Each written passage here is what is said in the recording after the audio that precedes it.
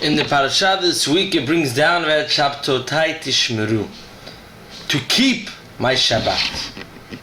This is an amazing story I saw brought down in the Kachav Makata from the wife of Rav Chatzkel Abramsky, the Chatzadiv Kadosh Vracha, that she had the custom that by Thursday night the table for Shabbat was already set, the food was already cooking, everything was already set for Shabbat already on Thursday night. Now, Rav Chatzkel Abramsky's son always thought that's the normal way it is. Then when he got engaged and he brought his kala came and she saw how everything was ready, preset right before Thursday night already. And she started praising her mother-in-law about how amazing it was. So when he heard about it, he turns to his mother and said, "Why is it that we do it this way if this is different than the norm and the rest of everybody else?" So she said, "Sit down, let me tell you a story." Her grandfather was the Ridvaz, the holy Ridvaz. The Ridvaz had gotten sick and he had gotten weak and he was laying on his bed and they thought it was his deathbed. And they called the entire family over to come and sit around the bed. They thought this is the end.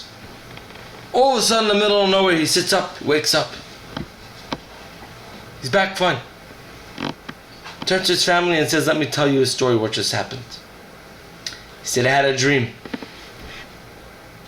In my dream, there was a heavenly court.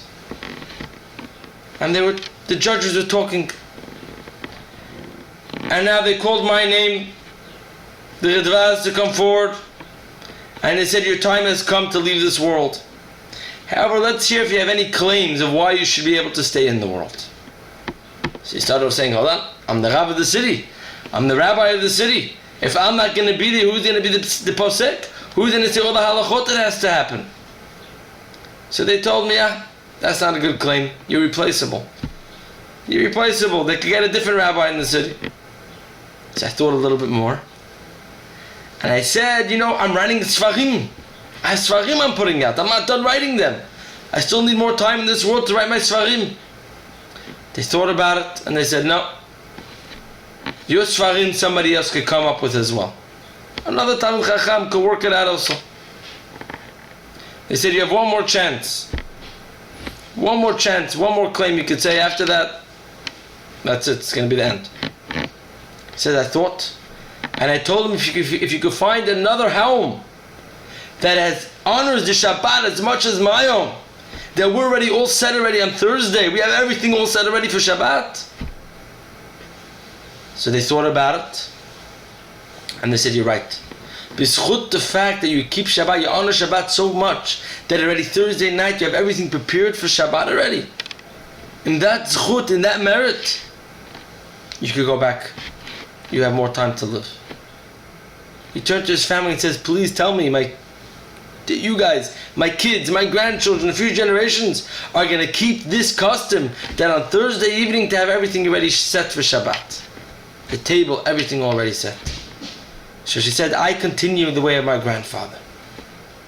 You see from the story the koach of Shabbat, the strength of Shabbat. It's not just we that honor Shabbat. Shabbat protects us as well. It protects us as well if we keep it and we honor it in the right way. If we give it the right reverence and respect that a Shabbat deserves. It's not a day to complain and see, comes in so early or comes in so late. Shabbat ends so late.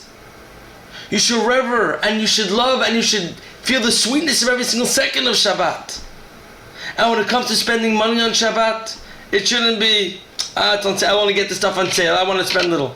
No, we have to realize the halakha brings down that a person's deciding in the beginning of the year how much money they're going to make. Except for the money for Shabbat and Yom Tov. The money you spend on Shabbat is not part of that cheshbon. It's not part, you don't lose anything. As we just showed in the story, you don't lose from keeping Shabbat. A person only gains from keeping Shabbat.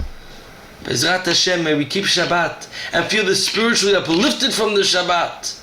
And the Shabbat should protect us, and the Shabbat should take care of us the same way we protect and take care of Shabbat and show our bitachon and our faith in God by the fact that we're keeping Shabbat. And in that zechut, in that merit, we should be zocheh to the time when the entire week is Shabbat. And by Bechukotai tzedek, Behar, amen. Have a great Shabbat.